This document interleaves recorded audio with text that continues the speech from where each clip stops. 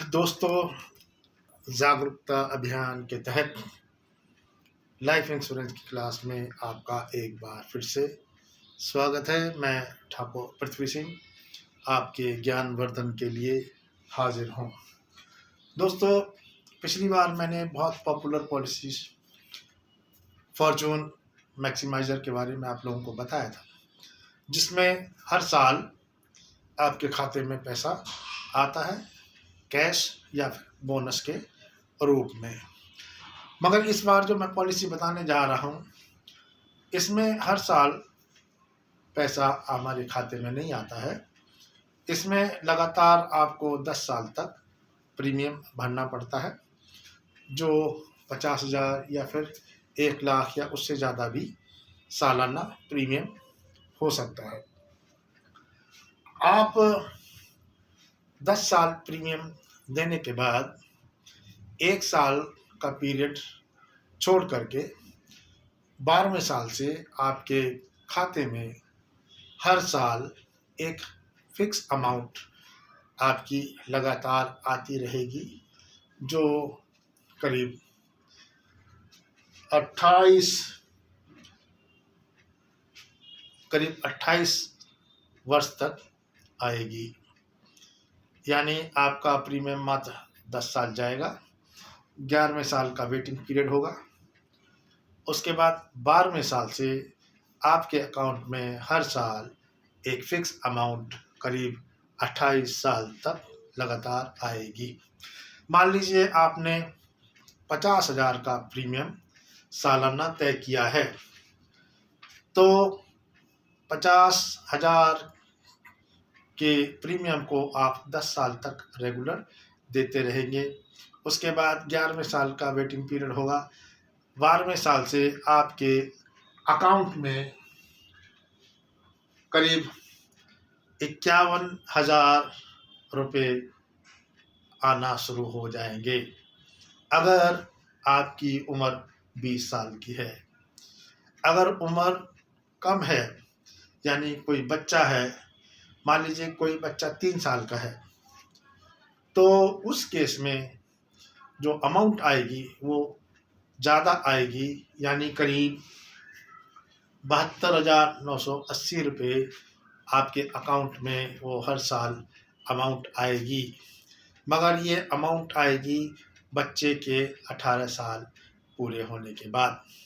यानी 3 साल का बच्चा है और आपने 10 साल लगातार उसके प्रीमियम को भरा है, तो 10 साल प्लस 3 साल 13 साल हो गया बच्चे का।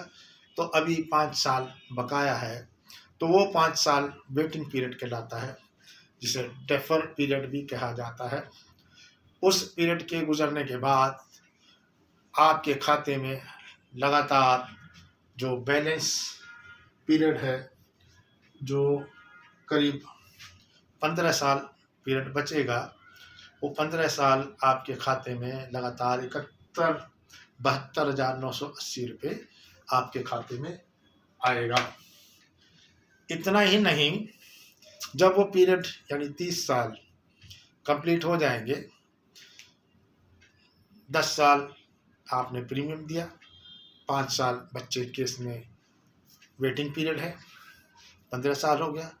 बाकी जो 15 साल में आपके खाते में अमाउंट आता रहे, उस अमाउंट के बाद भी वो पीरियड कम हो जाएगा, तो आपको जो भी मिलेगी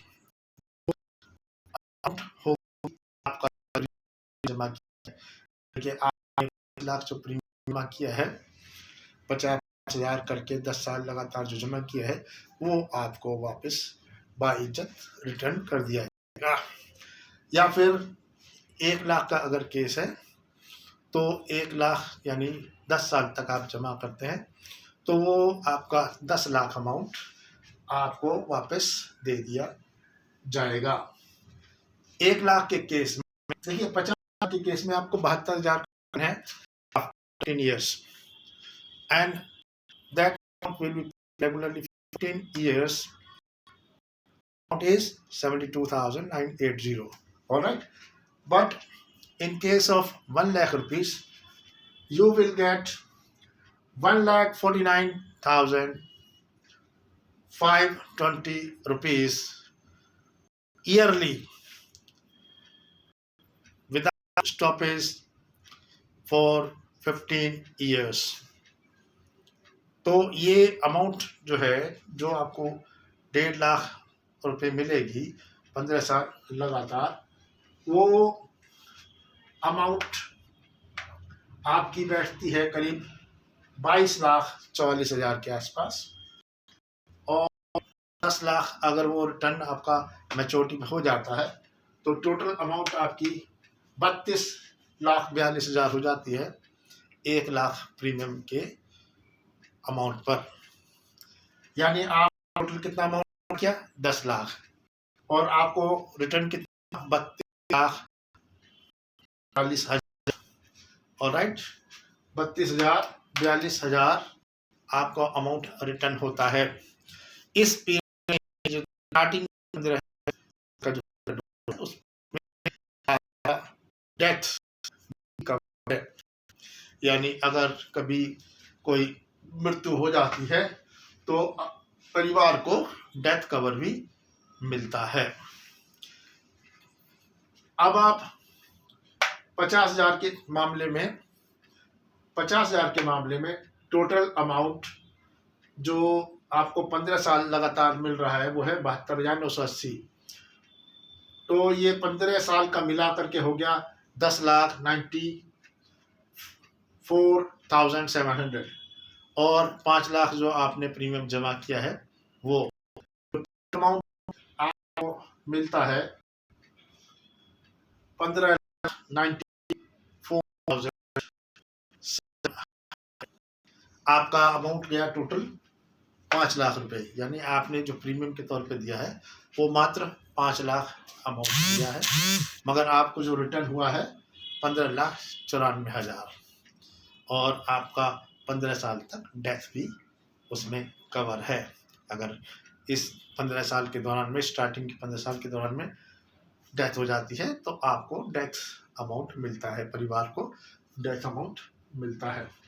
तो ये भी एक बहुत अच्छी, जो अपनी परिवार के बच्चों की प्लानिंग करना चाहते हैं या फिर बड़ों की प्लानिंग करना चाहते हैं, जिनको तुरंत रिटर्न की आवश्यकता नहीं है और 10 साल के पीरियड को वो इंतज़ार कर सकते हैं, तो ये अमाउंट आपकी अच्छी खासी अमाउंट है।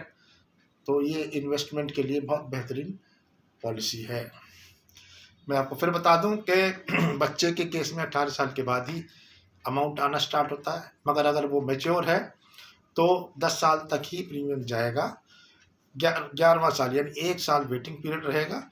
12वें साल से आपके खाते में रेगुलरली अमाउंट हर साल आता रहेगा।